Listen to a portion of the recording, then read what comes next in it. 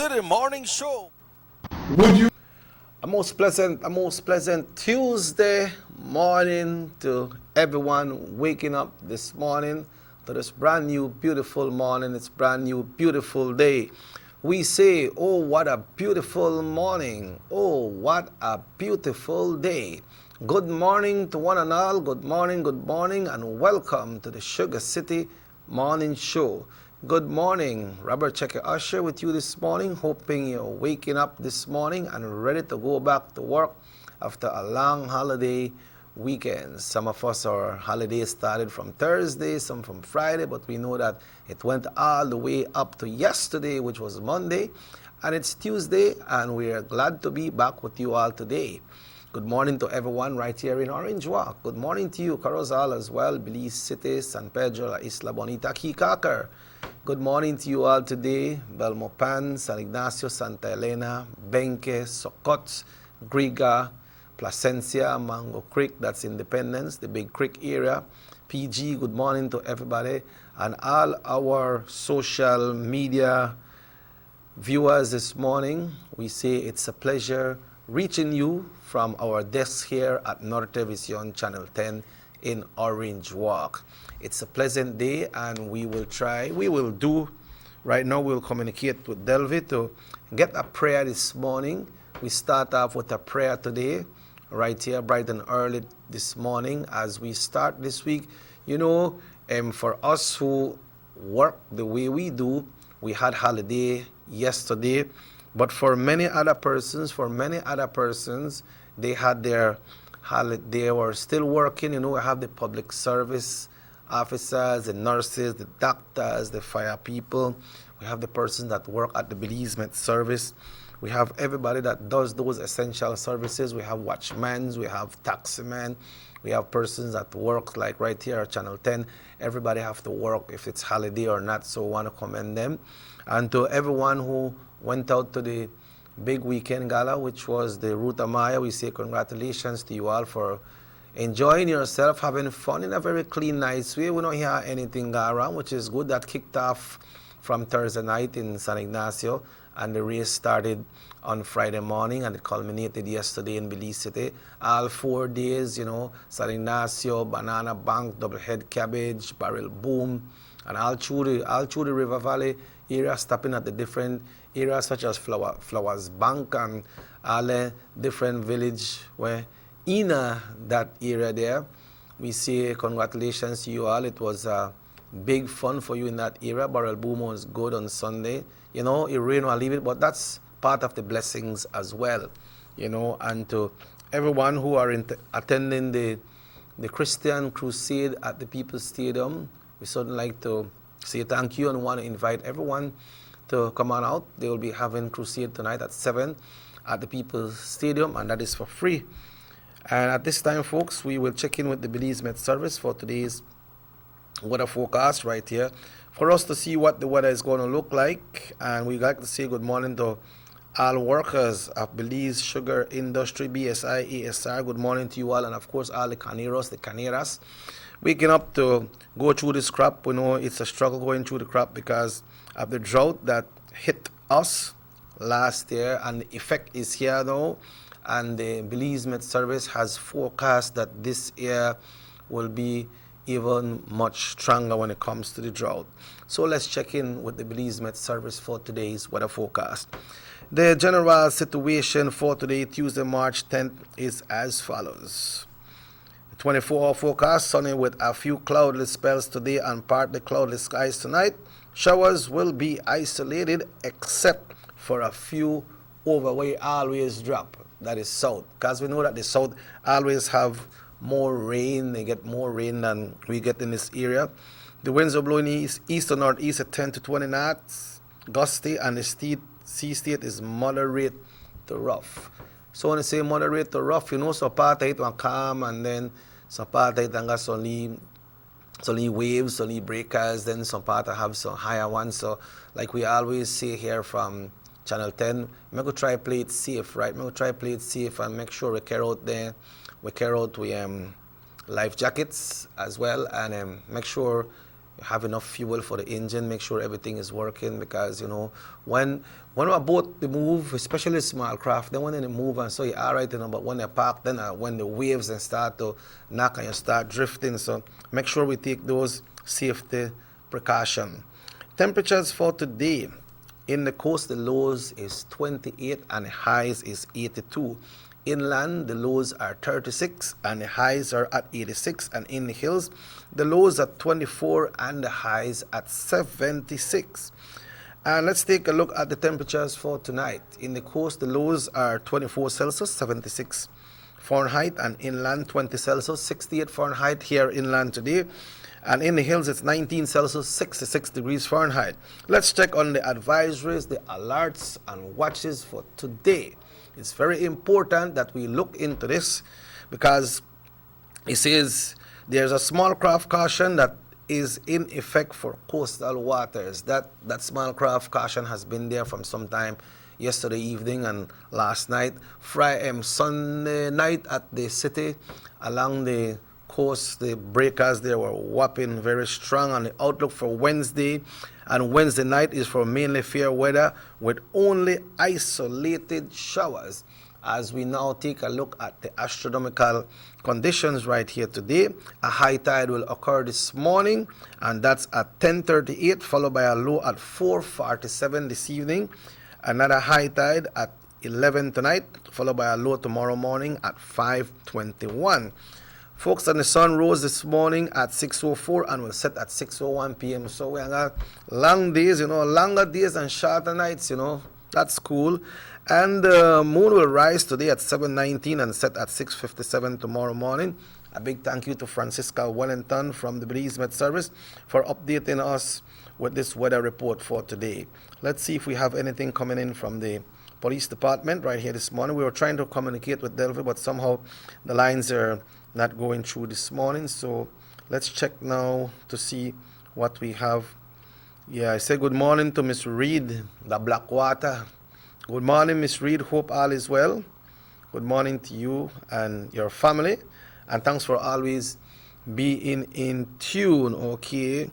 Has been no major, nothing to reported as of yesterday. But let's go back to March 8th, which was Sunday. And Sunday in the Belize district, it says attempt murder. On Saturday, March 7th, at about 7:15, police responded to a report at the corner of Courtney Crescent and Sarstone Street in Belize City. Upon arrival, they saw a male person identified as Jerry Jones, 35-year-old, a Belizean security guard of Courtney Crescent, Belize City, suffering from an apparent gunshot wound to the body. Jones was transported to the KHMH, where he was admitted in a stable condition.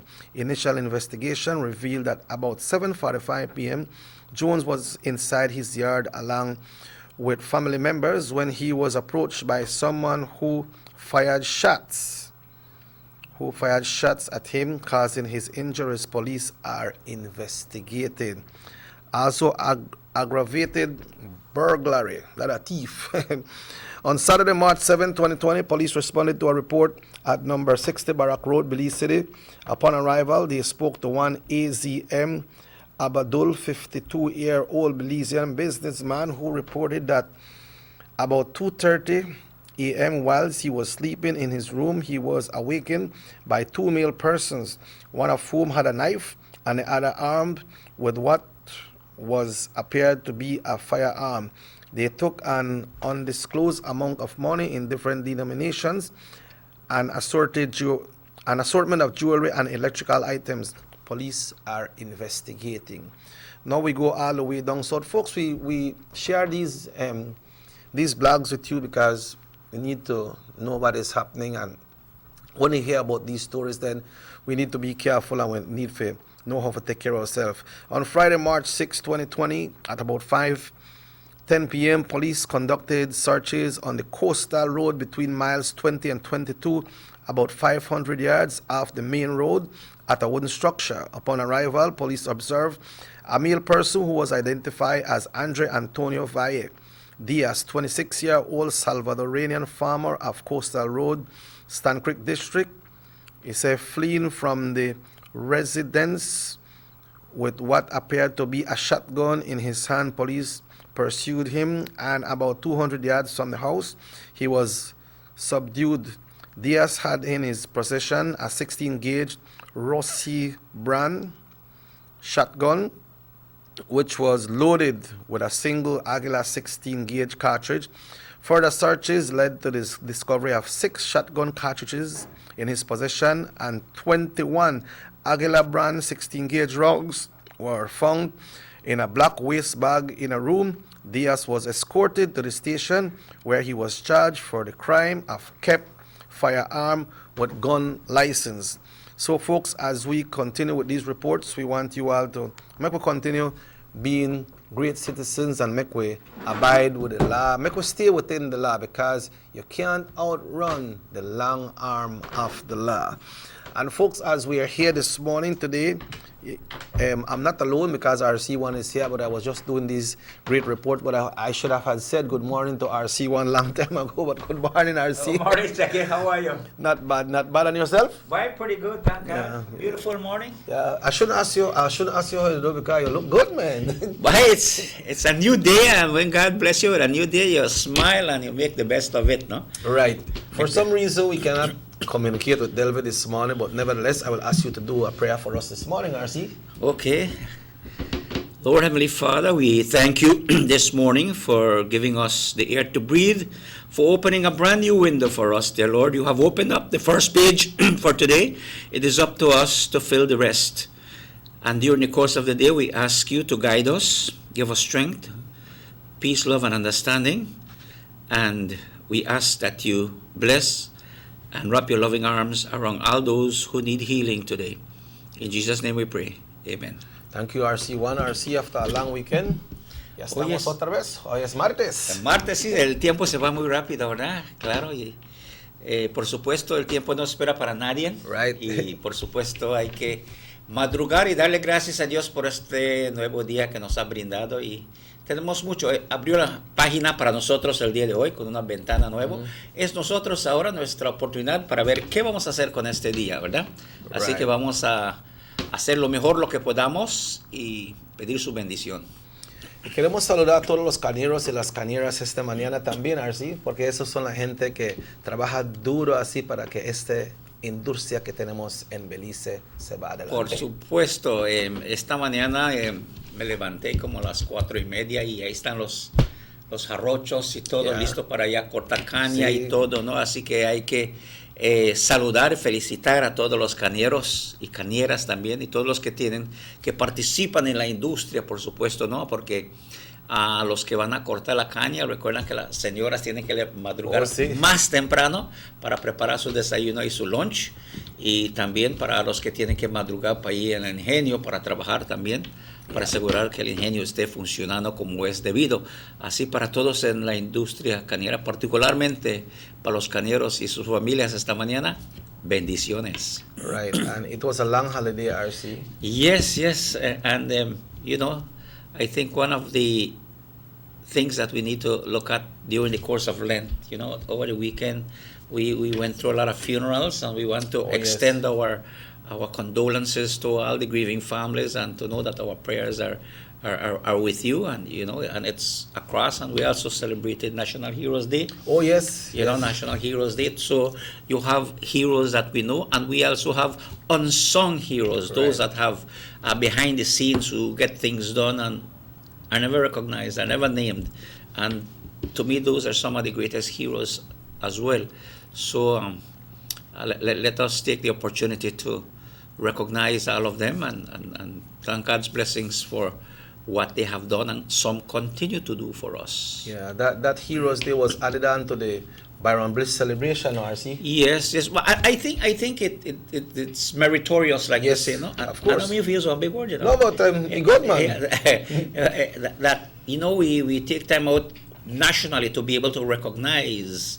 We had a benefactor in Byron Bliss, and we recognize that on the night of March. But much more important to us Belizeans, as a country, as a nation, as a people, to be able to take a day out to commemorate all those who have gone before us, particularly, and have given of themselves so that we can see today. Yeah, one of the hero was that was celebrated was the Right Honorable George Cadle Price as well. You know, we Yes. have the George Price Highway, but we also have the Philip S.W. Golson International Airport. And the Philip Golson Highway. The Philip Golson Highway. You know, our And we have the Judge Price Center. Yeah, yeah. You serve with Honorable Golson as well, and when it comes to patriotism, I believe his heart lied a lot in that when it comes to patriotism and a love for his country, right? Well, all of them. Yes, the late Philip Golson, you know, I served with him in 1984, and he was a very patriotic person, and he had so much love within him that I don't recall seeing him vex, you know. Oh, yeah? No, because he was always smiling and always looking at positive things in life. But at the same time, we look at the contribution made by all of them. All of them, All right. of them. All of them. And in terms of that, we ask ourselves to go back and to that refrain that John F. Kennedy says, you know, ask not what your country can do for you, but what can you do for your country. That's right, that's right. And, you know, sometimes there are little things that we can do. Little things, and, you know, people say, oh, that's for politicians. No, we can be walking the street and pick up some of the garbage, put it in our bin. Yeah. You understand? Oh, that's for town council, or for the people who live there. There are so many ways that we can do things. You know, good morning, a simple good morning to everyone. You know, good morning, respect. You know, as we say, good morning to everyone. I think the fundamental basics of respect need to be strengthened more. Yeah. You know, with the age of cell phone and social media, you know, hi, hola. Sometimes we didn't say buenos dias, good morning, you know. Until cut it short on that, Joe. yes. And then again, but I can understand, but I think in the terms of nationalism, it's recognition. And there are many who have given, you know, many have given. I mean, let's look locally. Let's look locally. We had, to me, in my mind, we had many good mayors. Yeah. You know, across the party lines, we have good True, mayors who true, have worked true. and developed it regardless of their political affiliation. They did what they thought best for the community, so we pay respect to them. And so there are many. There are individuals who have done things for their community, you know, whether they are secular or religious. And we just need to take time out to, in your own way, remember those that not only are mentioned, but those who we have seen as national heroes. Right. Well, RC, the time is exactly 20 minutes after 7. We'll be taking our first break of the morning. And when we come back, this discussion continues right here on Norte Vision, Channel 10.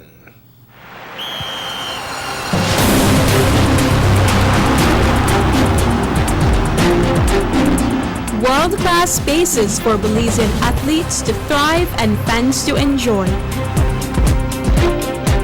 Our new basketball and multipurpose arenas have proven their worth, attracting regional and international sporting events and hosting expos,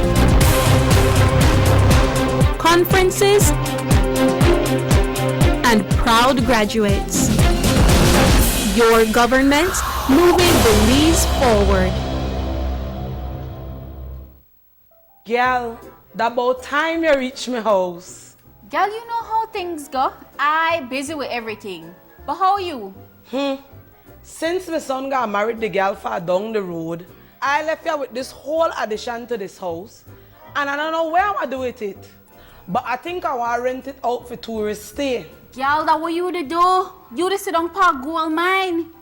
If you want to use it for Airbnb, first thing you have to do, the register with BTB. So call me 227-2420 and ask them how to register. After that, everybody had to call you for rent your place. But that what you to do? Girl, then you tell me if I call BTB? Did you know that if you own or operate a tourist accommodation, such as a room in your home for cash purposes to any guest, local or foreign, regardless of its location in the country, or if you are registered or advertising such a room or property with any booking engine or marketing platform such as Airbnb, By law, you must register with the BTB. If you fail to do so, you commit an offense punishable by fine or imprisonment. For further information or assistance, please contact the BTB at licensing@BelizeTourismBoard.org or telephone 227-2420. You can follow us on Facebook too. Have you ever noticed the development that's taking place in your town or in your city? Maybe it's because you've been too busy enjoying the results.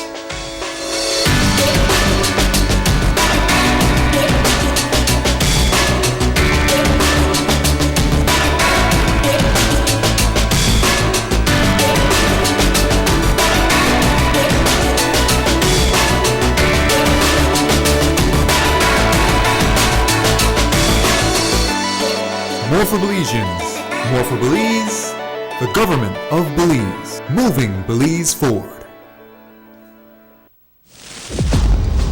Take a journey with us to endless possibilities. Our future as a country is now.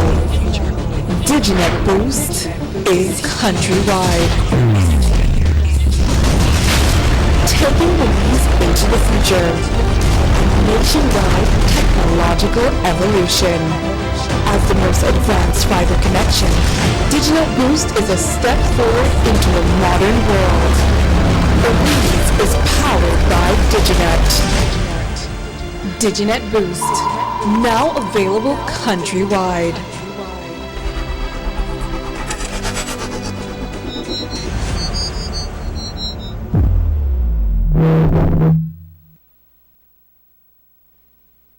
Six cylinders to pure potential and better performance. It looks like it vibrates. You think it could be the horsepower? With a quart of oil and the calibration of the injectors, it will start to get the watchers again on the street. We take a motor to its optimal level. We speak machine, Rush France, making the world function.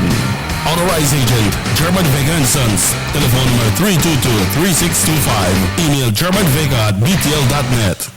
Notice the residents of rural communities in Orange Walk and Corozal districts. If you value your health and your children's health, you will dispose of your garbage only at approved sites. The disposal of garbage at any other location is illegal, and if caught, you can be fined up to $5,000. If you don't get caught, you can still suffer health impacts caused by these illegal sites, because illegal dump sites harbor pests such as rodents, possums, and mosquitoes that carry diseases. These can transmit those diseases to you and your children. In addition, the garbage you throw away illegally can contaminate water bodies near your community, the same water bodies you might use for recreation or other purposes. Only with your help can the Department of Environment ensure that Belize's development is safe for present and future generations. You can also contact your local village councils or Belize Solid Waste Management Authority for more information. The Department of Environment thanks you for your help. Our economy benefits when goods and mobile services get to their destination quickly. When citizens are able to travel without frustration and undue hurdles, everyone benefits as well. The government of Belize is happy to announce the imminent upgrades to the Corozal-Sartaneja Road. 27 miles of road will be upgraded to paved standards and will include the replacement of 2 ferries with new bridges. Why is it that we're going to invest in Sartaneja? Why is it that we have to take $50 million to invest in an area where we do not have a political directorate? We believe that as a government, we have to provide a service to all Belizeans. Well, this for the village of Chunosh is a big advantage both ways. Sometimes when we got sickness, we got people sick at the clinic there, women. When we reach at the ferry, can't pass 45 minutes, have to wait. So now this road will benefit whole village, Sartaneja and Copperbank, and part of Progreso too. Well, it's really important for us. I know that our village is not so much developed with tourism because it's a remote village. And for that reason, we don't have a lot of tourism over there. But now with this upgrading of the road and the pavement of the road, I think that, I believe and I think that it will be much beneficial for us and for everybody. More for Belizeans, more for Belize, the government of Belize, moving Belize forward.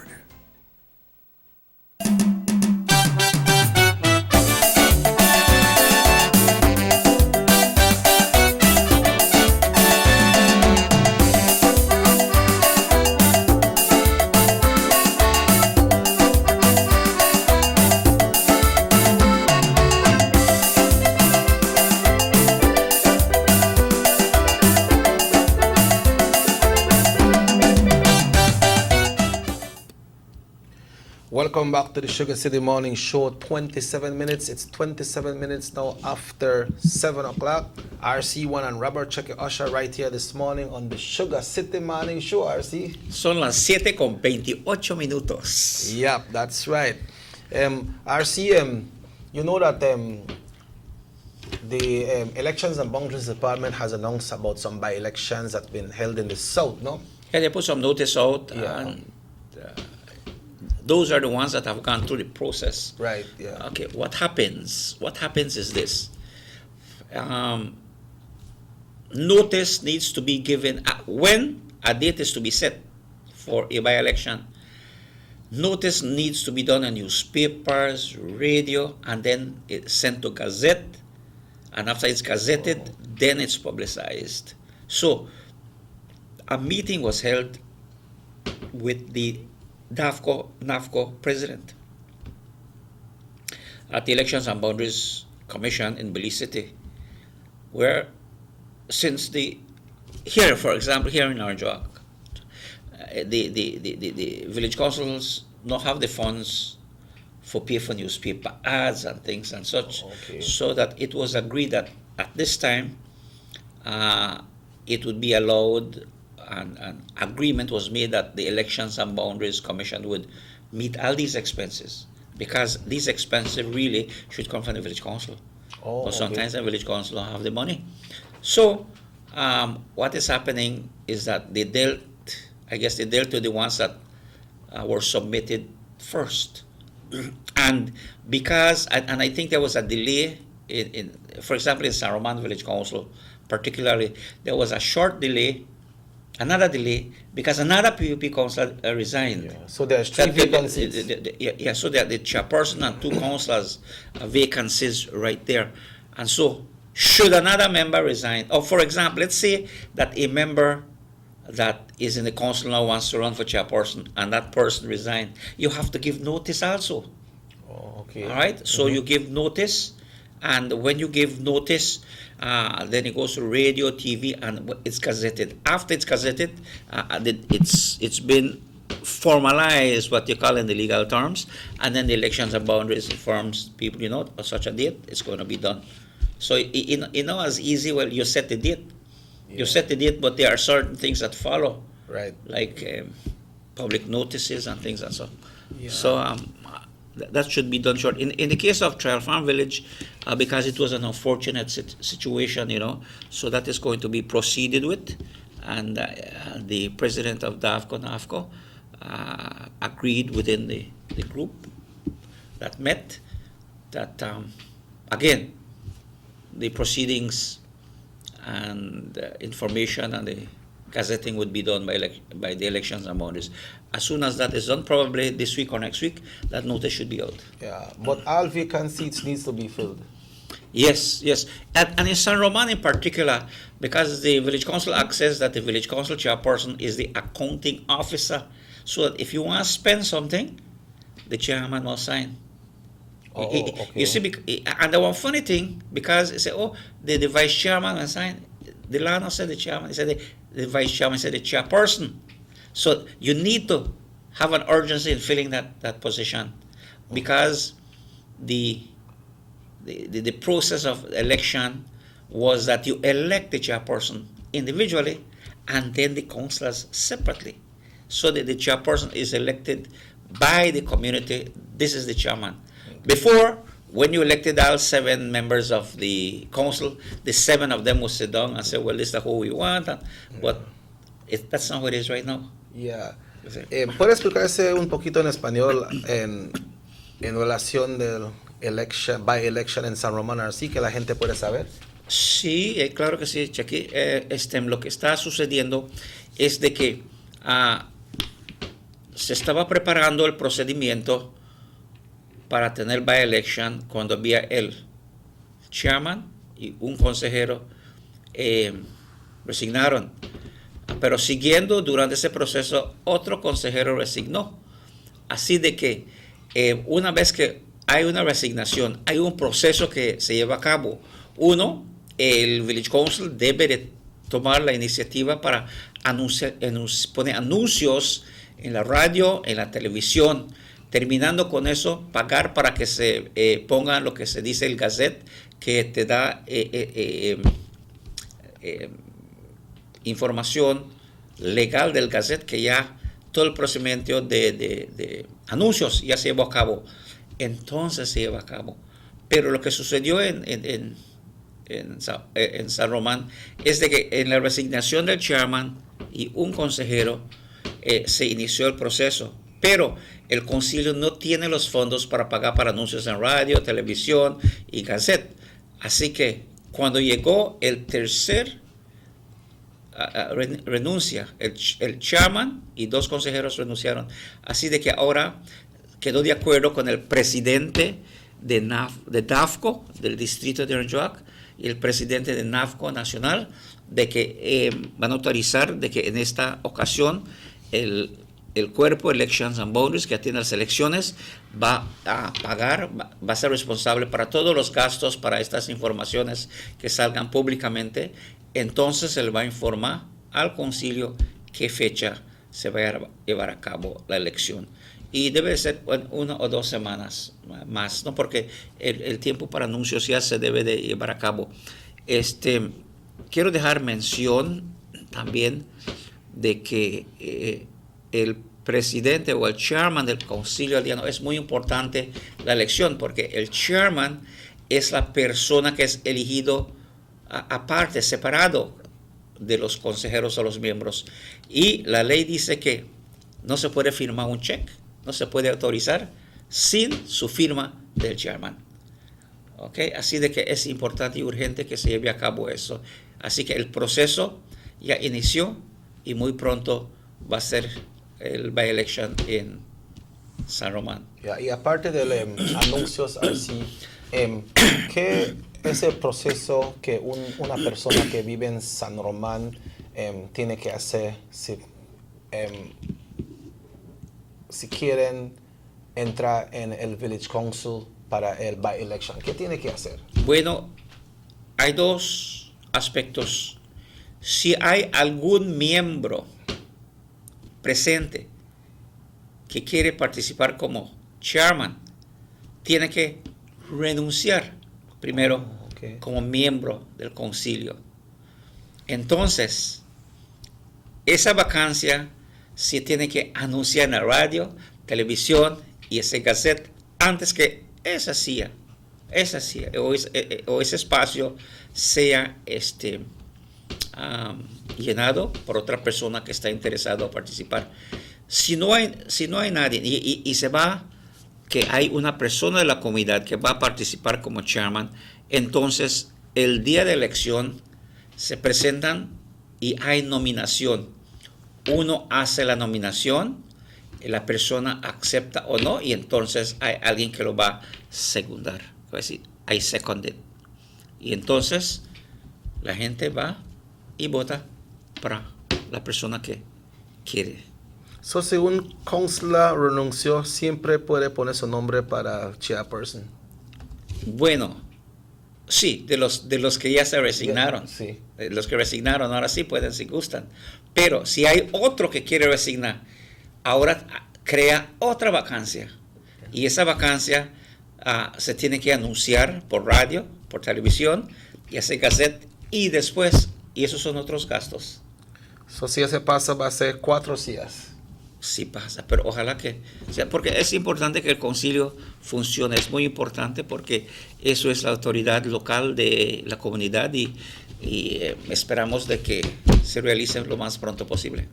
Okay, and also our see the Honorable Gaspar Vega has been visiting San Roman and will be sharing some pictures in a short while of the works that he are doing that in that area. Okay. As soon as we get the green light from our technician. But RC, the budget was presented in the House for the first time last week Thursday at the House of National Assembly, House of Representatives. The Honorable Prime Minister presented the budget. Yes, the budget was presented, and the whole session lasted till about 10:05 or 10:10. Wow. It went way into the night. Why so long, mate? Well, because, there was also, apart from that, the leader of the opposition presented a motion to ask the Prime Minister to demit or leave his post. And the members of the opposition wanted the format of the orders of the day to be changed so that the motion could be debated first to see if there really is a Prime Minister or the Prime Minister had lost confidence. But I think in this case it was ridiculous. All the supporters of the United Democratic Party, the members were in the House to give support to the Prime Minister. That is a majority. And to me, it was like a political theatrics, because what the leader of the opposition attempted to create is that, it's the first time that they attempted, they tabled a motion which failed miserably, because at the end of the day, when the allegations against the Prime Minister were made, the members of the government side indicated to the opposition things that they had done. And one of the things that they were questioning is the one of supplementary budgets. In other words, I spend some money today and later on I go back to the House to ask the House to approve it and such. And it is customary, and in Parliament, in the parliamentary system, in the entire Caribbean and in the Commonwealth, it's a practice that is done because sometimes of expedience. Maybe you need to, an agency is giving you some funds for a project, and you need to have matching funds or things like that. Like SAFE tells you, well, give us a little bit from the community, and so you go back because that's not budgeted.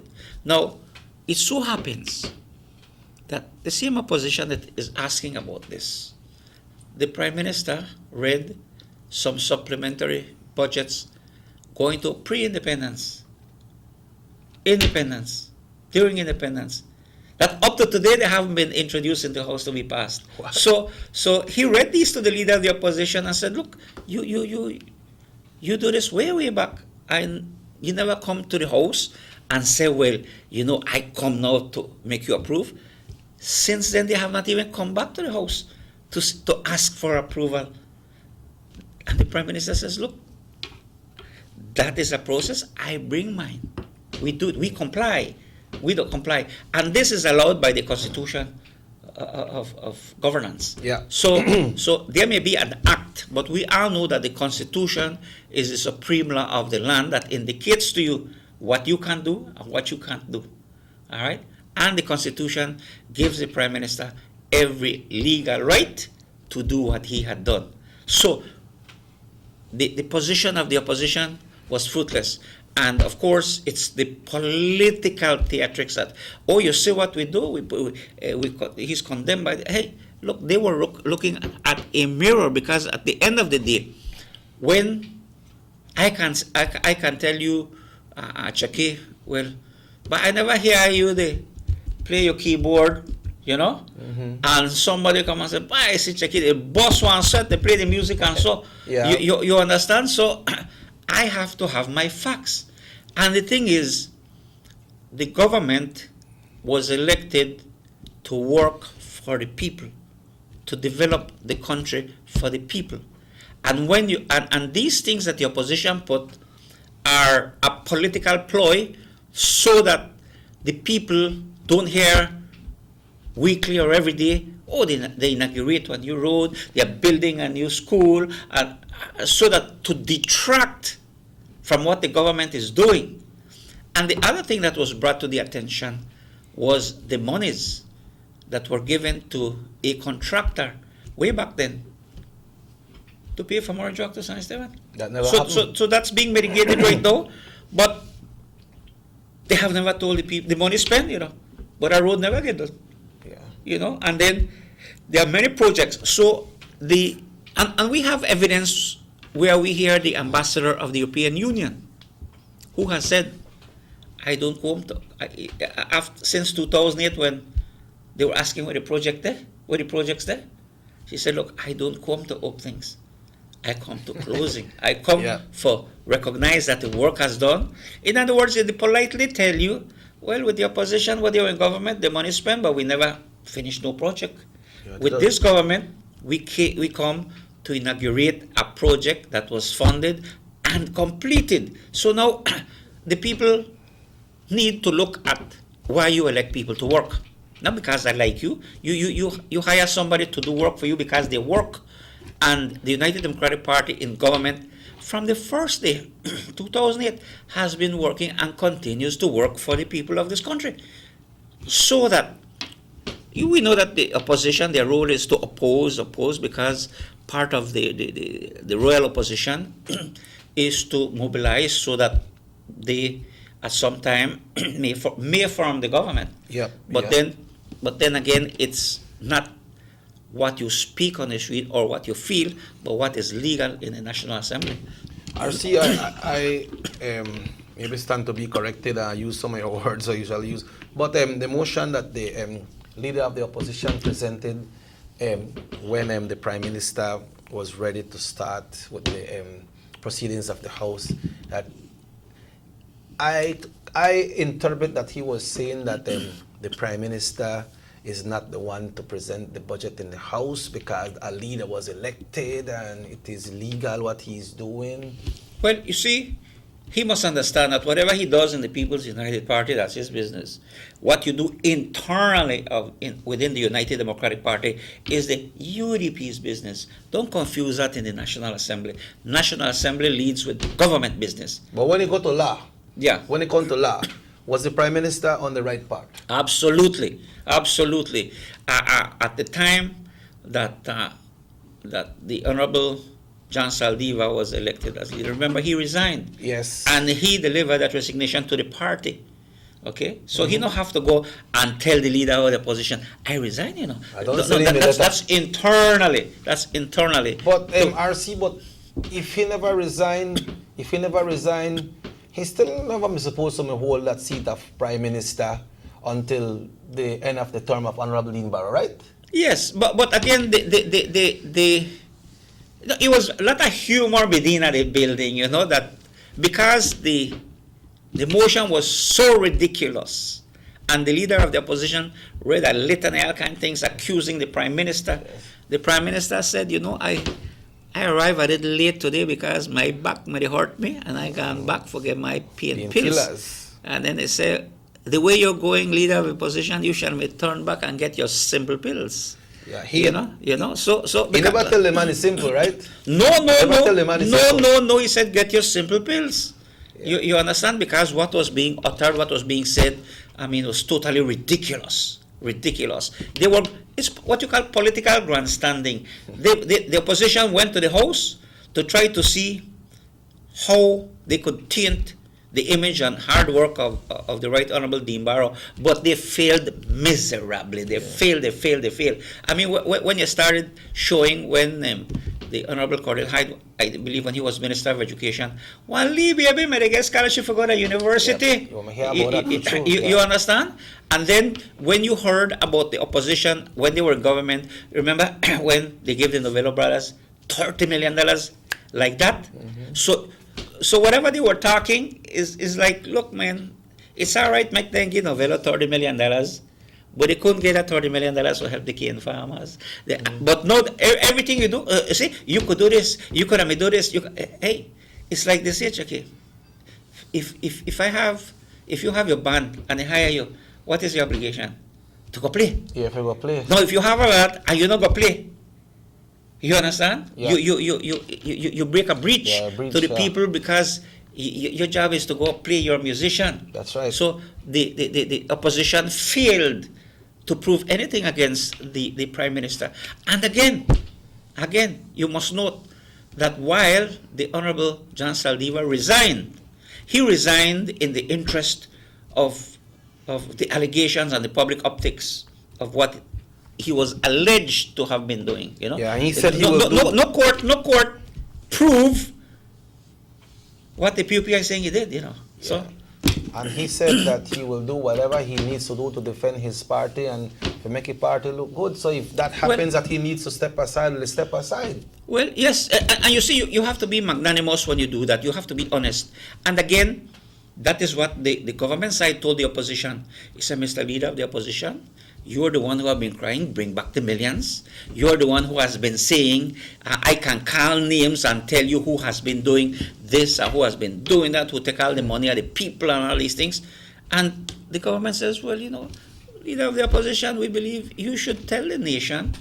And if you have any sitting across with you, you should ask them to step down. You asked me to step down, but you got your bunch right there where, you're right because you're the opposition. No. It don't work so. It don't work so at all. So they must be able to deal with their own issues. The UDP deal with the issues, and let the opposition deal with their issues. RC, I remember one time you was in the House of Representatives. Whatever they were saying against your party, you stood there and stayed in the House. Was that walkout honorable for the opposition? No, man. That is very childish to say, oh, I know, I listen to what you got to say. No, come back when no. How you say? How you say goes? If you can't stand the heat, get out of the kitchen. Yeah, but they were elected to be members of the House of Representatives, and they will walk out because they don't want to hear the Prime Minister present the budget, read it. But I will tell you, you know where the slap in the face will come in? Where the slap in the face will come in for the opposition? In 2 weeks, when they come back, they want debate. They want debate over the Prime Minister read. How they are debate for something I never listened to? No, that's, again, you see, the people will be watching now. The people will be watching that they walk out when the Prime Minister was reading a debate, but they want to come in now and debate the very same budget where the Prime Minister read. You understand? Yeah. Because they want to come and play politics with it. They should have sat in there, listen, take the notes, and be able to prepare their comments whenever the occasion arises within the chamber of the House of Representatives. But they walk out. You don't walk out for things like that, man. You don't walk out. And what people also need to know is that the National Assembly and the Senate is not like out here. They have rules and regulations, what you call standing orders. Now, if I violate your right, you stand up and you quote the section of the standing order which you believe I am surpassing. Walk out. You're supposed to call the attention, and then they get praised and they won't argue with the speaker, with Madam Speaker. You know that during the process, and then they go off and the speaker stand up because she sits down. Mm-hmm. Whenever the speaker stands up, everybody must sit down. Oh, yeah? Yes. So, Madam Speaker was very respectful in allowing up to a limit. Stop this, man. Stay within the confines of the topic. Stay within the confines of the standing orders. And she sat down. And had she stood up when the leader of opposition and others were going off tangents and saying ridiculous things, they would have to sit down. Those are the rules of the National Assembly. Okay? When she stand up, everybody sit down. For the Prime Minister? Right. And not only that, if I am speaking, and you want to disagree with me, you stand up and first of all you say, I refer to Standing Order 14, Section 1B. So I know, because if you don't quote to me and I'm standing up, I may not have to sit down. And if I don't sit down, you can't stand up. I can't give way to you, but you see, those are the rules of the National Assembly. So they're not like me and you talk and argue. Yeah, it has rules.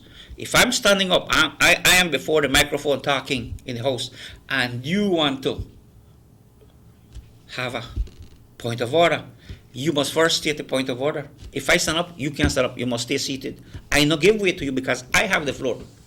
Those are the rules of the National Assembly and the Senate. So the mechanism inside and the process is unique, and it's the parliamentary process in all parliaments. Well, it's 8 minutes away from 8. We will continue. RC1 and Robert Checker Usher, what's the next step when it comes to the reading of the budget that was done last week, Thursday? I believe they will be having debate, then the Senate come in, but we have touched that on other topics. We are still waiting to get those footages from San Roman, and as soon as we get them, we will share them with you. But RC1 and Robert Checker Usher will be back after these messages right here on North Television Channel 10. Santa Elena Bypass Project is now complete. The transformation began in 2012, and now residents of the Twin Towns and visitors alike are enjoying the end result. Works include the full pavement of Lamalus Boulevard, along with 2 miles of sidewalks and drainage, LED lighting, and a roundabout at the entrance of Santa Elena. The Twin Towns now boast the longest and widest bridge in Belize, immune to flooding from the occasional rise in water levels of the McCall River. A bypass road was also built linking the new bridge to Joseph Andrews Drive, which was rehabilitated, as well as 1 mile of pavement, a median, and 2 miles of sidewalks and drainage. This was all done to the tune of $34.8 million. But that's not all. The project was extended due to savings from the successful execution and implementation of the initial scope of works. Now over 2 miles of additional roadworks will commence, including George Price Avenue, Liberty Avenue, and the George Price Highway between Three Flags and Hawksworth Bridge. The government of Belize, moving Belize forward.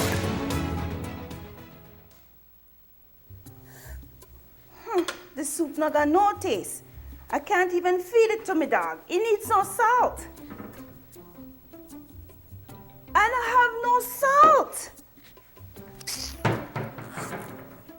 I don't have no money. I wonder when this man I get paid. John! I hope you know that down the street they played no bad picnic. Mom, you know what? I just came from Miss Mayor's house and she said she was renting her extra room on air something. It's Airbnb, John. Didn't you listen to the BTB? Did you know it ad last week on television? Okay, Mom, Airbnb. But still, we have an extra room and we could rent for extra cash for my new school books. That's a good idea, John. We'd have to first register it with the BTB. But I don't have time for that right now. I need salt. But babe, you know something? John is right, you know, we need money, but we need to get it the correct way, so we need to register the room. I wish I know about this before. Let's go, son. Let's go register the room one time at BTB. But I need some salt. John! 2 of a kind.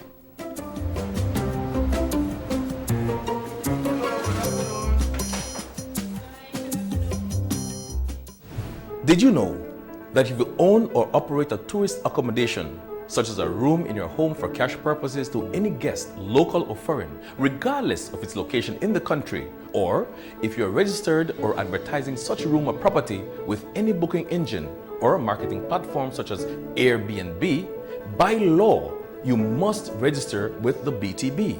If you fail to do so, you commit an offense punishable by fine or imprisonment. For further information or assistance, please contact the BTB at licensing@belizetourismboard.org or telephone 227-2420. You can follow us on Facebook too. Everybody wants a clean and healthy family. That's why they purchase the best food products and the cleansing materials. This time, we give you a bigger size of La Costeña products like the mouth-watering fried beans and the pasta sauce. And surely for your clean laundry, we have the breathtaking aroma of Ensueño Max Suavitel. Even your visitors will ask what you clean your floors and restrooms with. And you can boast it is the variety of Pinol products and Sultan Muriatic acid now in 900 milliliters. and much more for the best prices only at German Vega and Sons Imports. We serve you at number 5 San Antonio Road, Orange Walk Town.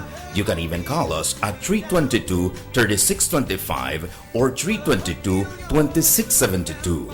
Or you can even send us a fax at 322-2571 or email us at germanvega@btl.net. German Vega and Sons Limited, because we care for you.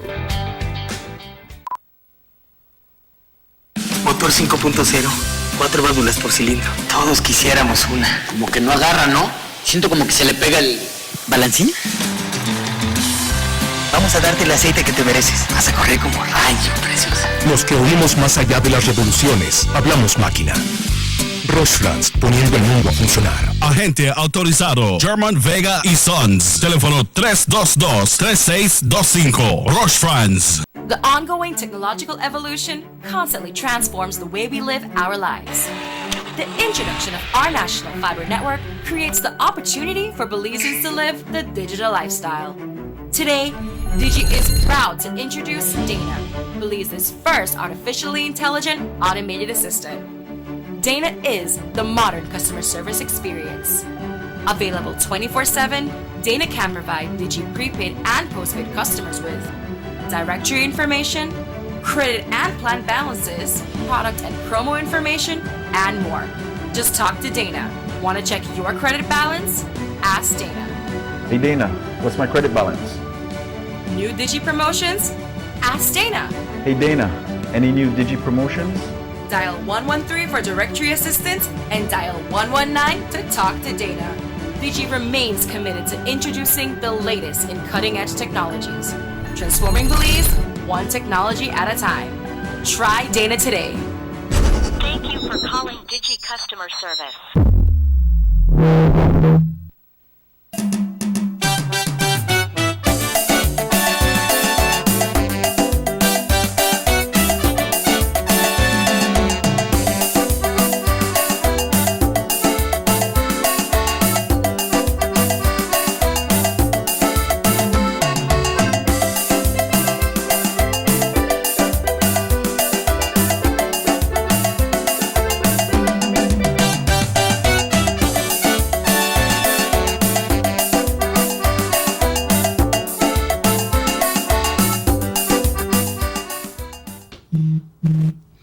Welcome back to the Sugar City Morning Show. It's 8 o'clock. What time is it, RC? Son las 8 de la mañana. Muy buenos días y bienvenido una vez más al Sugar City Morning Show. That's right, folks. We're discussing right here about the budget presentation, which was held on Thursday, last Thursday in the House of Representatives. Now, RC, after everything that happened in the House, but you know, before we go to the next step, when the Honorable Michael Finnegan spoke, he reminded the country of many things. When he talked about the stevedores, the demonstrate and the strike at the port, he reminded the nation that that port is not under the hands of the government of Belize. Yeah, it's not under the hands of the government of Belize. That's one of the things that the PUP sold off. Yeah. Sold off, and you know what Minister Finnegan was saying, that the opposition have a press release every week. Yeah. But when the situation arose with the stevedores there at the port, there was no press release by the opposition because it is alleged that they are receiving money from the owner of the port, who happens to be Lord Ashcroft. Yeah, alleged. So alleged. So no, but the port belongs to him. The Prime Minister said that in the House.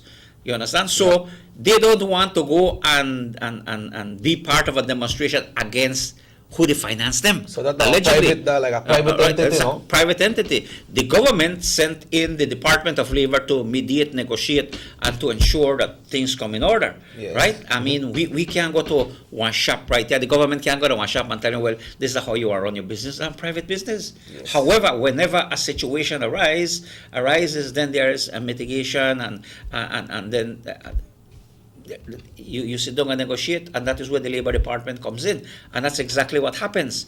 But what we need to remember But we need to remember. And remember this morning we said, let us salute our cane farmers. Yes. No, the cane farmers in the north, all 6,000 plus cane farmers and families, know that whenever BSI ASR get the dividends and pay you, that the expenses of the operation are taken out, and the cane farmers also have to contribute out of that.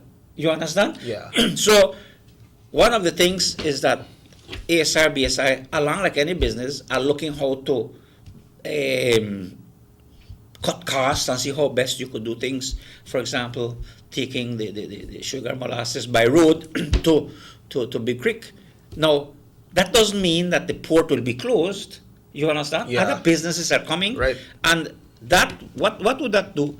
That would cut down the expenses of the barge going around, all kind of things, and it would be less expense taken away from the cane farmer. Right. All right. I never look at it that way, but no, yes. it's reality. Yeah. So they kind of say, oh, and the cane farmer too. No, not and the cane farmer too.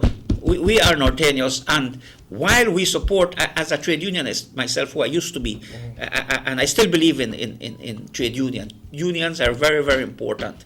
Now, it's okay to support the stevedores, but to have the leader of the opposition and the representative for Orange Walk South, you know who he? All right. He go in and say, well, you know, why they not deal with police stevedores? Let me tell you, if I was in that house, I would say, let the Department of Labor negotiate with the owner, you know, which the opposition sold off. I will deal with the cane farmers. And there's the difference what the cane farmers have seen in the National Assembly last week, where the UDP government is on the cane farmer side and where the opposition is not on the cane farmer side. Because they could have easily said, you know, I mean, we're trying to find ways to cut down expenses so the farmer could have the money home and such. Yeah. But no, they want to defend, and that is what the Honorable Michael Finnegan was saying. He said, oh, no, make no press release with the poor stevedores there with the fight and so. Why? Because they don't want to go against, allegedly, the owner, who is Ashcroft, who is allegedly giving them money for their campaign. No, you want to take allegedly money for a political campaign and forget all the farmers, voters in the north? No, people don't look at it that way. But my goodness, man, right now the cane farmers need all the help they can get. And if they have an opposition in there who will be covering for Ashcroft in Belize City, you have to think about that. Yeah. Because the UDP government is concerned about the situation with the cane farmers. So you are saying, RC, if ASR BSI divert their loads and take it all the way to Big Creek, I believe they have done the feasibility studies and see that it will cost them less. Yes, exactly. It will cost less, and if it costs you less, so that if you have less to deduct from the expenses, that the cane farmer will get a little bit more, because you have less expense.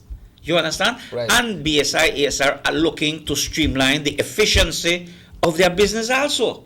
You understand? Yeah. You need to see where you will cut and save in terms of the industry. But here we have this case. Now, again, you see, the PUP gamble, the opposition gamble, they say, oh, nobody will mention the leaking farmers. You know, make we talk about the stevedores. But Finnegan said, oh, no, make no press release that want to support the stevedores. Nobody gone out there. Nobody. Philip Willoughby was there from the UDP. He's the standard bearer, you know, for the area. He was out there, but there was no opposition representative there. They didn't want to be seen. They never want to be seen with them. They didn't want to say, Ashka, hey, boy, I mean, help you. Why did you do this to me? No. So you see, he was between a hard place and a rock, but they chose where the money there. Yeah, well, allegedly. Finnegan broke it down. Of course.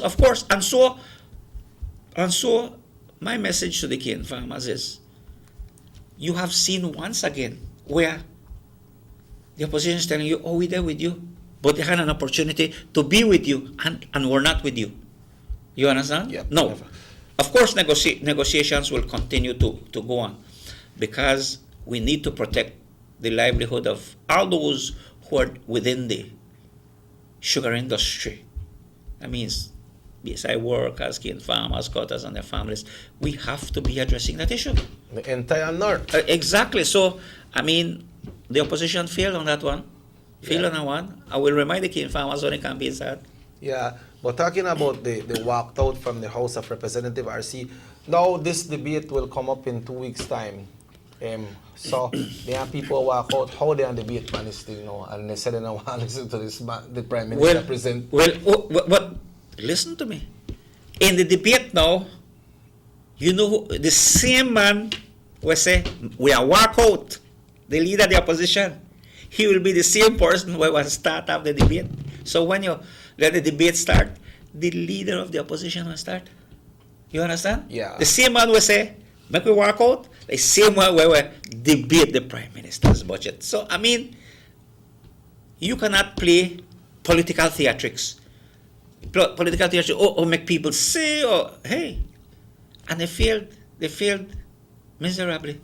They felt rejected in the House because all the positions that they were putting forth had no value and no merit. You understand? No, if you are looking at simple party things and you're fanatic, well, that's it. But if you look at the merits and the issues that were presented, the opposition failed miserably. All sitting of the House are important, RC. Of course. But when you are presenting the budget, I believe that's the one that all representatives need to be attentive. That is why you are sent to the National Assembly.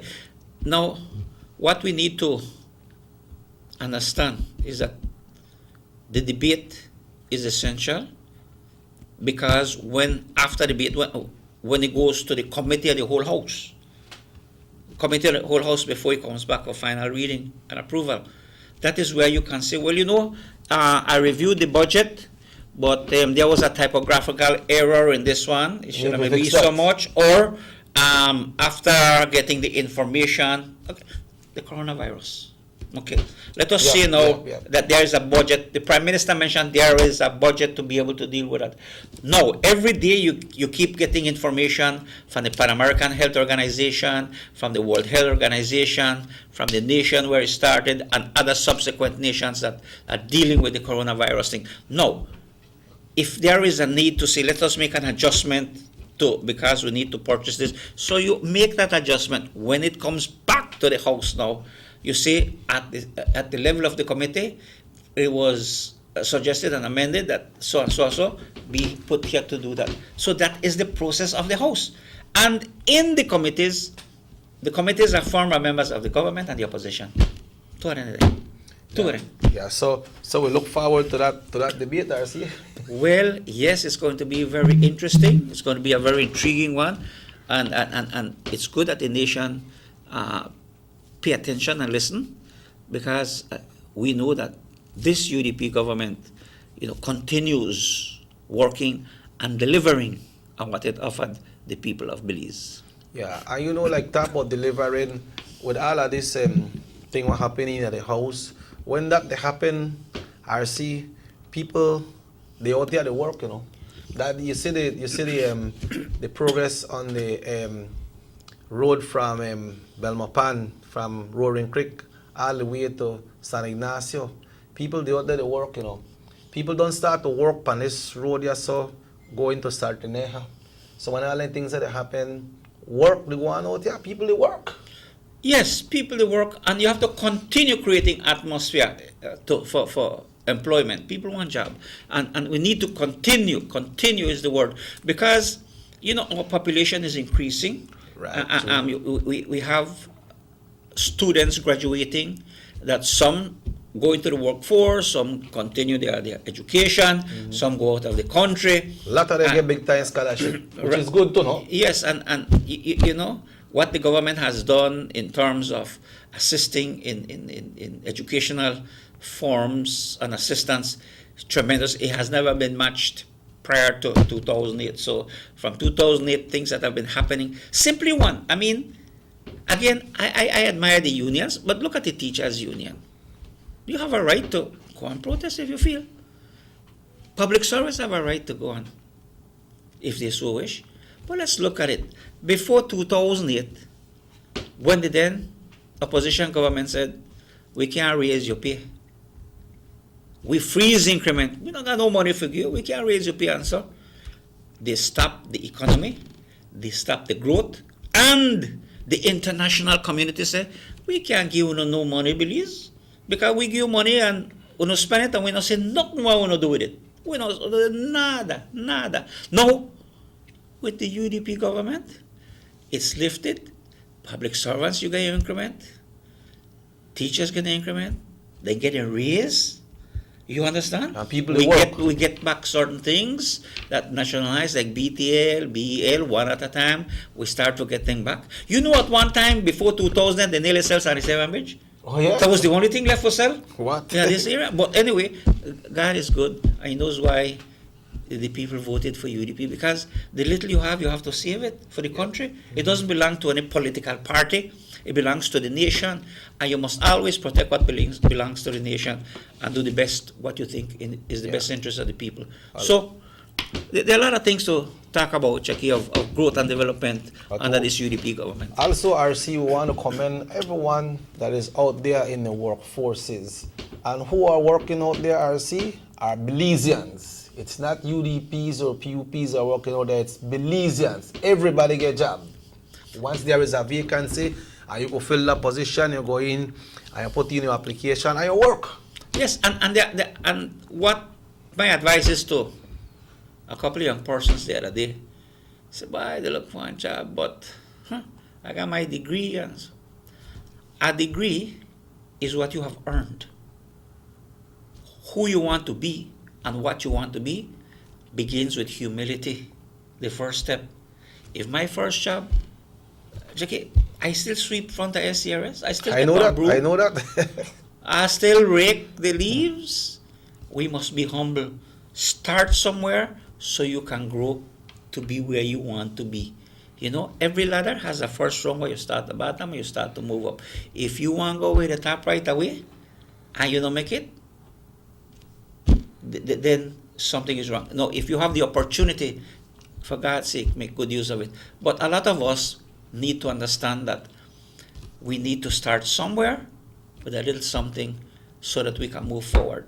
Yeah. When we go to the markets and see all who are there, I mean, we have a lesson to learn from our foreign and our neighbors from Central America. Yes. You know, they come and they go and sell this and that, and we go buy.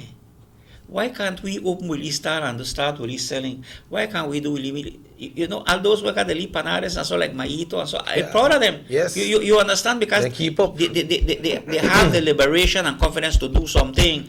They don't say, well, no puedo. There's always a way. You know, I put food on the table for today. God, open my window tomorrow. See what you will do tomorrow. One step at a time. Yeah, and just like this, this gentleman will live inside a Bano house. We have this Kami's fast food I got on Saturday night. The man said he did it for 25 years already, RC? Yes, and he worked for himself. Yeah, he worked for himself. Yeah, you have to get up earlier, get your masa and things and so on. They do your rice and beans, your panares and things and so. But you must be consistent. Yeah, we got this by with a market where make the fire hot tamales as well. Of course, you see, there are examples of things that we can do. Sometimes we say, oh, they don't give me one job. That's true. Sometimes you can't fill everything. You can't fill everything all at one time. It's a process. You know, we continue. However, there are things that you can do. For example, I started growing some fresh veggies. I use my own cilantro. I use my own tomato. Yep. You understand? I'll eat piece at a time and whatnot. Eat what you grow and grow what you eat. You know, yes, but you know, sometimes even late in life you realize, you know what, I could have been doing this a long time ago. True. And it serves as a learning lesson. That there are a lot of things we can do, you know, until we can do better. Yeah, let's get this call, RC. Hello, good morning, Sugar City Morning Show. Good morning. Good morning, sir. What you were talking about is consists with the phrase that the Chinaman says, don't give a man a fish, teach him to fish. Then he can survive for the rest of his life. No, but then we have, you know, if the budget, you have a thing that we have poverty alleviation. That I think is supposed to be wiped off. Because if I can recall what I was reading, Last year it was $400,000 for the poverty alleviation project. This fiscal year it is $2.5 million, right? And where are the poor being alleviated? I don't know if it is because it's an election year, the poverty alleviation fund went up, but it appears to be that way, right? I think we're supposed to create employment. Who is supposed to create employment? Who is supposed to create the employment? Carla, thank you for calling. Good morning. Who is? I mean, are you dependent on government? Do you have personal initiative? I didn't say that. No. I'm just asking you. I mean, what I'm saying is, let us look at the fact. A lot of Orientals are coming in here, right? They have that thing that they call economic citizenship. They should have come in here and put up industries, not shops, right? Get industries. All the Orientals are coming in here are just putting shops. So they are not putting no industry. We can put a bicycle industry. We can put a lot of smart industries. Tell me something. Why do we need an Oriental to come and start that? Couldn't you start that yourself with a little loan? Well, what happened is that if you go to the bank, they will give a foreigner more loan than a Belizean. Why is that? But don't you think if you have a plan and you go and say, well, I need this for a startup, don't you think that's an initiative that we should encourage? The first thing they would ask you, where's your collateral? But don't you think we should encourage? A lot of foreigners, let me explain to you. A lot of foreigners come here, get land. You can see right there by Belize Corazal Road that they're going to plant Oliveira. That foreigner came, bought land or got land, put it as collateral, got a vast amount of money, right? Started to do something and went out. And a lot of industries that come in here are the same thing. And they're foreigners, they're not Belizeans. So it is a hard thing for a Belizean to get a loan to put up an industry than a foreigner. And that's very bad for our country. But don't you think, sir, that these people that come in are companies? Don't you think that it would be wise if some of our business people would form a company to be able to expand on what you're talking about? Or do we expect more? Don't you think it would go to encourage them? That would be beautiful. But let me show you another fact that I think government can help. Once upon a time, they had a thing that you had to have public works, right?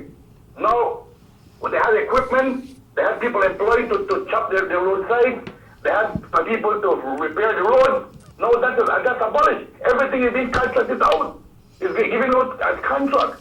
But if the government would have these institutions working and employ people to clean all those roads, chop the roadside by hand, a lot of roads need to be chopped. Because they have a big dream. You have to find where to give employment to the people. Right, Carla, but while we find job for people, I agree with what you said. We need to empower people to give them a way to fish. No, suppose you open then, for example, you open and get like, you know Mr. Shkok? Urbina? You know him well. If you did like Barashkok and you get your lawnmowers and all them things, you could go to government and say, look, I want a lead contract for clean this area and so, and then you employ 5 people and 10 like you do that. Don't you think it's better for you to employ 10 people and 10 like you open 10 create 100 people through your contract rather than to have a group? While I support government to hire people, I agree with you. Empower the people by encouraging you to start with 1, 2 and more and leave Boshag and you can clear a Widita. Don't you think? I agree 100% with you, right? Just like you agree with me. What I don't agree is this $2.5 million alleviation fund is being used to just issue out without getting anything out of it. But that's not what it's for. But that's not what it's for. Something out of the money you're giving out. It's a $2.5 million alleviation fund. You need to put in something and get out something. Well, yes. You need to put something in to get people started, my brother, and I agree with you. No. The poverty alleviation comes with programs along with international agencies that come in and issue programs and projects to do that. Alleviation projects by government is part to be able to help others get started. Like you said, no.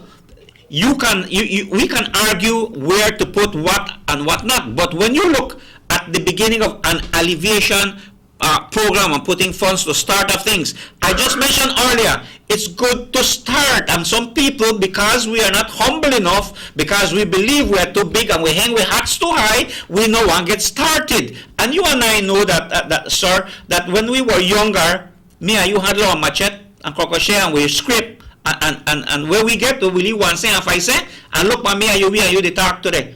Isn't that a good example what we can go back and talk to with people about? It is. All right. But you see, the thing is this, Mr. Campbell, that the elevation fund is only based in the Belize City. No. The elevation fund is nationwide.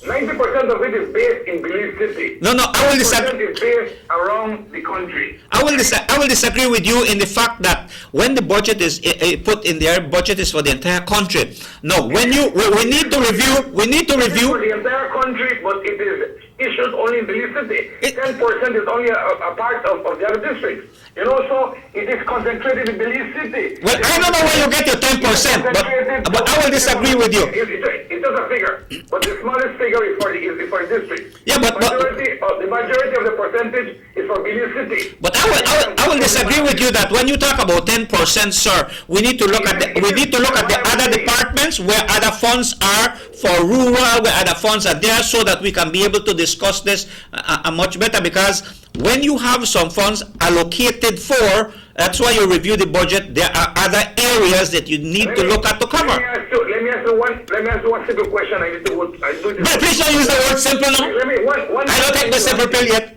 Where in the other part of the country do you have a pantry giving out? All over the country. I don't think so. It's only in Belize City. It's given an...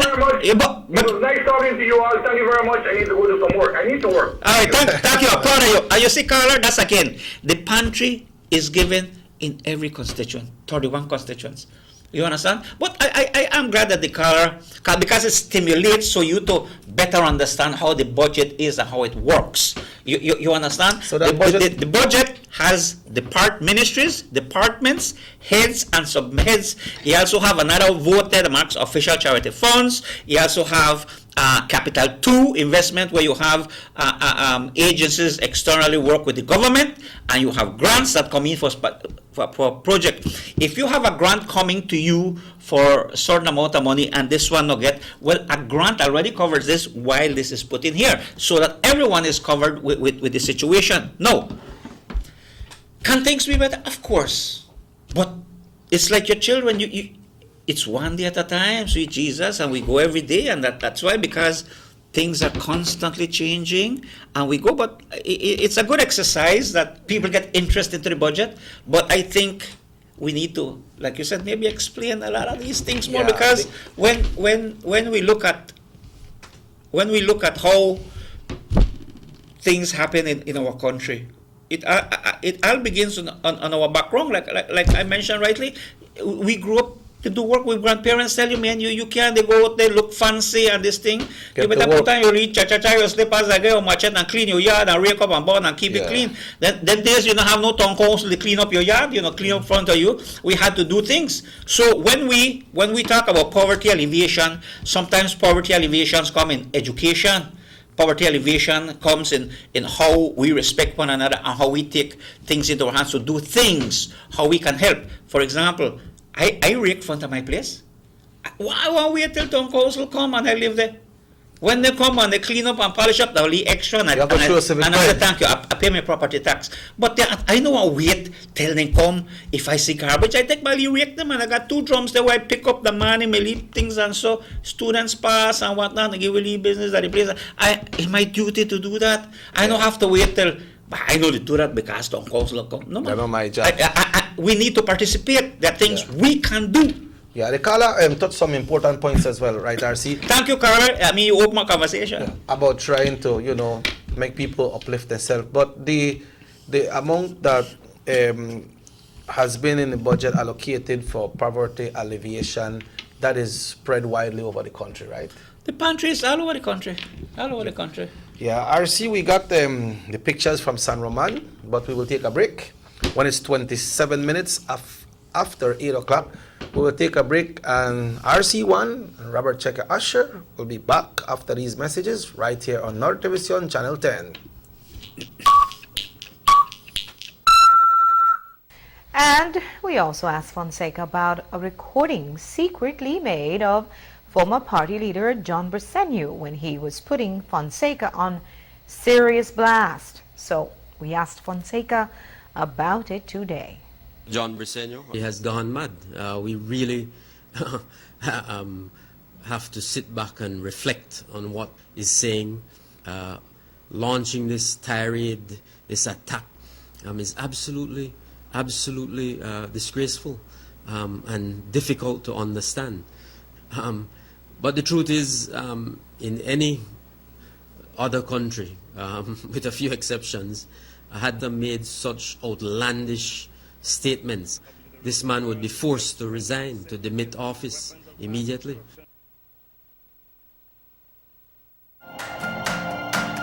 "2019 was a milestone year for overnight tourist arrivals in Belize. There were over 500,000 overnight tourist arrivals, a new record for Belize. Over the past decade, Belize's overnight tourism sector has grown by more than 100%, increasing from 241,000 in 2010 to just over 503,000 in 2019.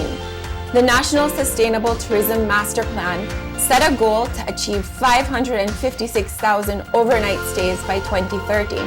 With 10 years to go, we've already achieved 90% of this goal. This success can be attributed to aggressive marketing initiatives, new international flights, and working closely with local and international agencies and partners. The BTB thanks our tourism stakeholders for your role in this remarkable achievement. Together, we will continue to grow Belize's image as the best destination in the region.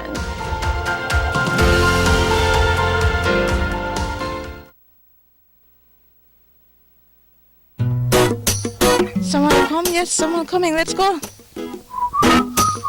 Sa. Fastest question of the day, what you the letter? Who sent me the letter? That sign right there, you can't read? Well, make I tell you something. In this here community, everybody dump here, so me just dump my garbage right here. So if somebody jump off a bridge, you do it too? No, man, no. You never know that littering is an environmental crime and Department of the Environment can charge you for that? Why is that a crime?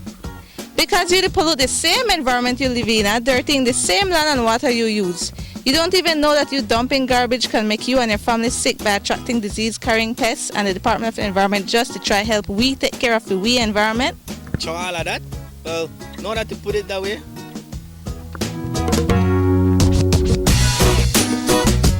Thanks for your 5 cents, brother. That's all, 5 cents question of the day. This message is brought to you by the Department of the Environment.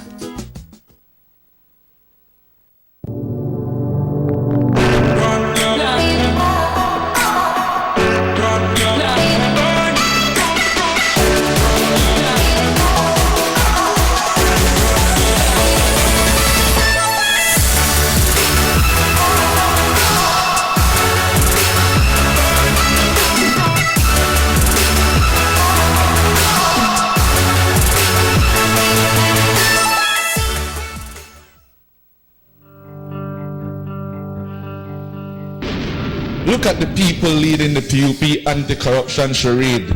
The $3 million man, who the U.S. Ambassador Dieter wrote to Washington about credible reports that he accepted a $3 million bribe for an oil contract, which he used to purchase his cable company. The malignant tumor, who diverted tens of millions of dollars sent from Venezuela for medicine and housing for the poor to settle his friend's private UHS debt. Mr. 666, who while he was Minister of Education, over $666,000 meant for scholarships to poor students was diverted to friends and cronies. Even a 4-year-old got thousands of dollars under this scam. Baby Toomer, who is the principal in the company that received $3.5 million for a piece of land close to the Philip Golson Airport. Belize, these are the leaders of your new PUP.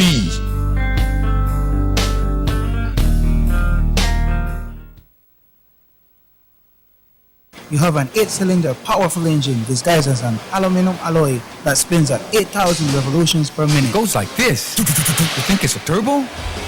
No, with a cleaning of injectors and a change of oil, you will run more efficient, my friend. For those who understand the engine like it talks to you, we speak machine. Rush France, making the world function. Authorized agent, German Vega and Sons. Telephone number 322-3625. Email germanvega@btl.net. The sunny days are here, and whether it's for a picnic or in your kitchen, you need the meat. Gillette's Meat Chop proudly offers a variety of juicy cuts such as processed meats, ham, bacon, salami, longaniza, and sugar cure ham, just to mention a few. Enjoy our meats in beef, pork, and mutton. So for that healthy cut your family enjoys, visit us at number 18 San Antonio Road in Orange Walk from Monday to Friday, 7 a.m. to 12 p.m. and 1:30 p.m. to 6 p.m. Saturdays, 7 a.m. to 12:30 and 3 to 5 p.m. Sundays, 8 a.m. to 11:30 a.m. Place your orders at 322-3486 or 322-2175 or even 610-4061. Send us an email at derekgillett31@gmail.com. Gillette's Meat Chop, fresh and processed meats. Ay, qué rico.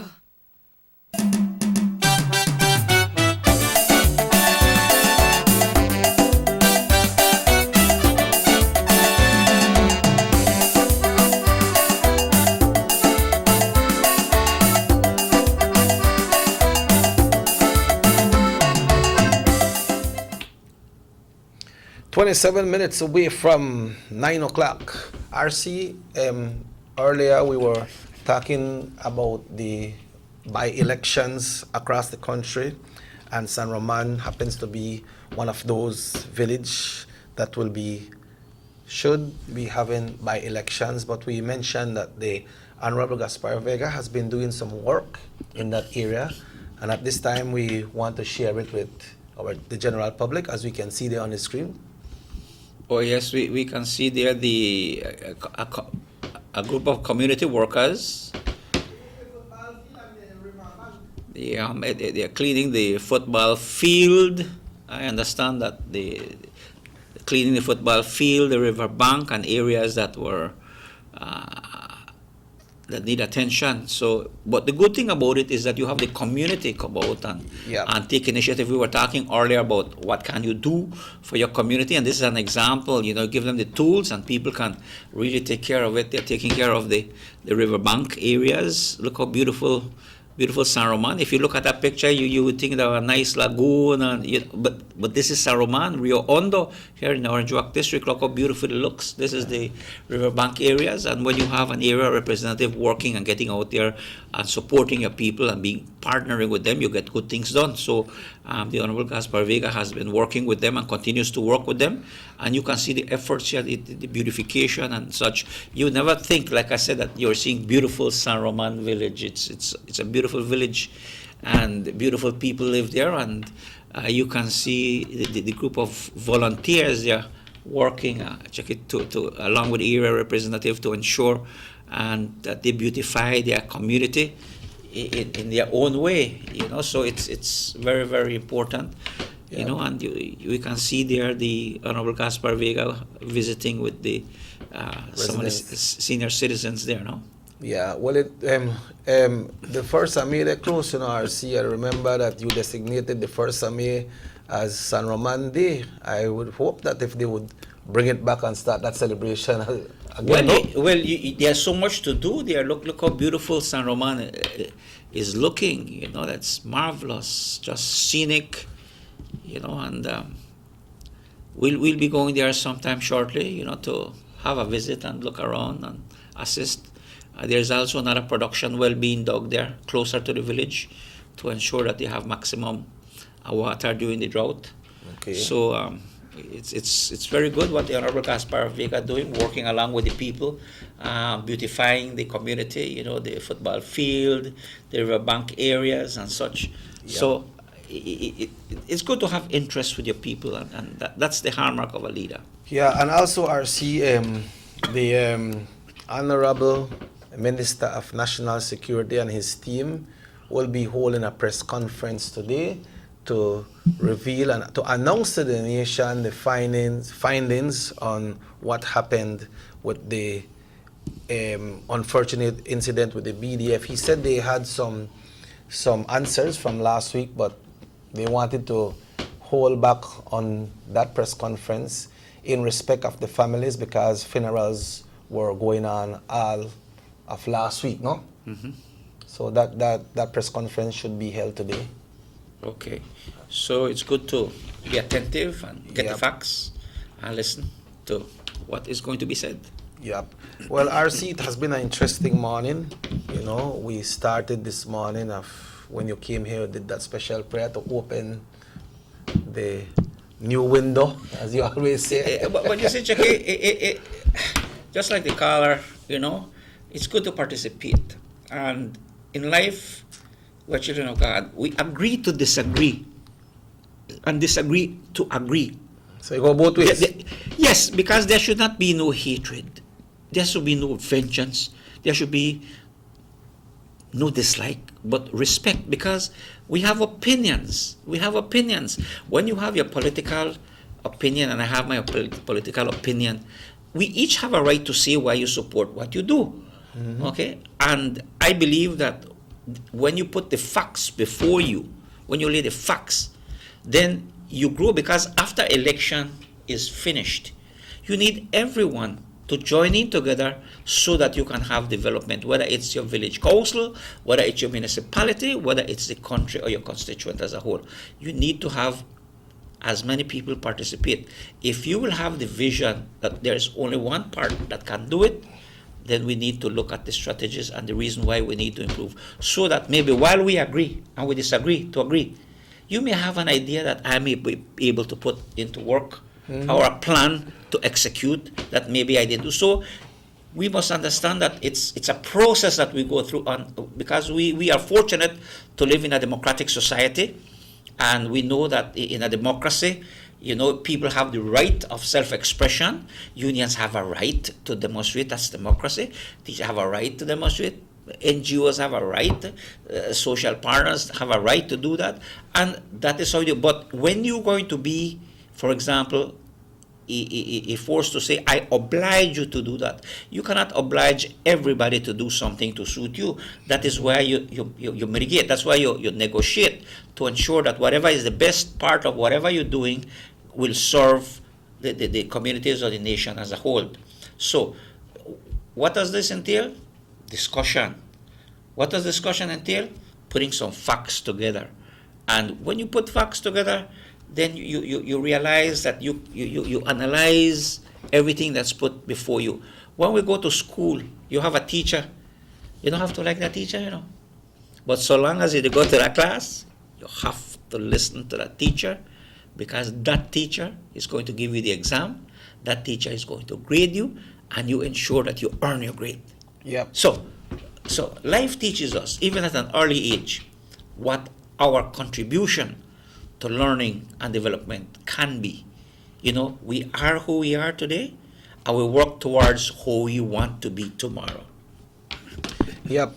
Well, it's a wonderful day, RC. We're back after the long holiday, and we'd like to invite residents to the crusade that continues at the People's Stadium with Pastor Frank, and we have 3 churches from Orange Walk Town. We have the Orange Walk Bible Chapel, we have the Baptist Church, we have the Nazarene Church, and we also have the Bible Chapel from Carmelita and the Baptist Church all the way from Santa Clara. They have joined together, 5 churches, in having this crusade, and it happens at the People's Stadium. Tonight, you are invited, 7 o'clock tonight. Bring all the kids. There is a special area for the children as well, so we invite you all to come out and be part of this great event. It's also, you know, we celebrate World Water Day this month. Oh, yes. World Water Day. Yeah. And that is extremely important, because, you know, one of the new disasters that has been declared is drought. So the there's a group of people going through the different ministries, going through different media houses to talk about World Water Day. And it's a process in which we are asked to look how we use water, conserve water, our water reservoirs in the country, the levels, how long can they last, what must we do, what can I do? Your faucet leak, change it, change one seal, change it. Just make sure you close it sometimes. Sometimes just closing your faucet. Still a drip. Right. So we need to conserve water because it has a lot of value in water conservation, not only the water. If you have a leak pump and at the drip, the pump, the meter, they go so you pay more electricity. And now water there, right. What somebody else could have use. Right. So it's an awareness. It's a month of awareness that we should have conservation for water and be able to use it wisely. And there will be discussions on it during this month. So this is the World Water Day month in which we need to think of and conserve water and see how best we can use it. And International Women's Day was observed as well. Yes, in recognition of all the efforts of women. You know, like they say, before women behind you, it's no longer women behind you, it's women beside you. And sometimes women ahead of you. We must really be cognizant of the fact that we have some brilliant women in our communities, and you can start at home with our mothers. Our mothers are brilliant to take care of you as a child, raise you, ensure that you grow up to be who you are, who we are today. And then your families, as the extension, your sisters, your nieces, your family, your wives, and your nueras. And, women have reached a level of high integrity in terms of ability and being able to be partners of ensuring that we have grit. And sometimes, us men don't like to ask about it. We talk about humility, but sometimes we go through rough times. Yes, and it takes that loving mother sometimes, or that loving wife, or your sister to say, to tell you, man, I love you, and things like that. So women have extremely and extraordinary powers because love comes from within them. So we join in congratulating all women in the Women's International Day. And when it comes to Health RC, we'd like to congratulate the Runner's Mind team, which Tiger, Mr. Ronald Sutherland, the son of the great Tiger. You know Mr. Tiger? Yes, Tiger. Yeah, they have a Runner's Mind group that they did a 5K run. I believe it was on Sunday or Monday. They did that from Orange Walk Town to by the 24-hour gas station by the Champagne Ridge Cutoff. They did that and came back. It was a 5K run, running for health. Yes. So I want to congratulate them. Also, RC Child Stimulation Month continues. Yes, during the month of March. But you see, these are things that we can do ourselves. Yes. So sometimes, we get so focused in government that we lose focus of what we can do. Mm-hmm. I mean, sometimes we need help. We go up to a certain degree and we need help. And to me, life has taught me there are things that I must admit with me first. There are things that I can do by myself. 2, there are things that I need someone to help me with. And there are things that others need to do for me because I can't do it. Yeah. So to me, those are the 3 steps to be guided by in life. Things that I can do, I should do it and must do. Things that I cannot do by myself, I need someone to help me with. And there are some things that others need to do because I can't do it. So we need to admit and know where we stand, but at all costs, let us all do the best we can. Well, RC, tomorrow, Wednesday, we usually have Honorable Minister Aragon. We believe he's going to be here today, but for this morning, your closing remarks? Well, just want to thank God for this beautiful day and thank each and every one of the listeners, viewers, and the callers who called, and we ask for God's blessings. We're in the season of Lent, the reason for the season, and let us remember the words of the Our Father, not to forgive those who have forgiven, who have offended us, and we ask for forgiveness, and we also forgive. You understand? Because we're only humans, and as humans, again, we agree to disagree and disagree to agree, but with respect, we move forward. At the end of the day, we are children of God, and I believe that we need to do much prayer. We need much prayer and healing in our country. So with that, have a wonderful day. God bless you. And Chucky, it's always a pleasure being with you. Thanks for the invitation. Always. And also to my good friend Rahim. Yep.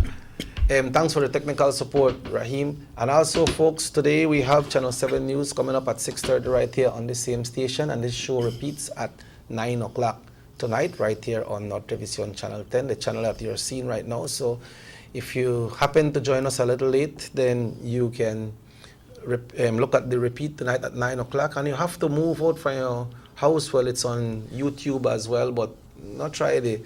If you play it when you're going in a vehicle, just listen to the audio and don't look at the picture, because we need to be attentive. And my name is Robert Cheque Usher. If the good Lord so will, RC1 Robert Cheque Usher will be right here tomorrow. So have yourself a wonderful day today.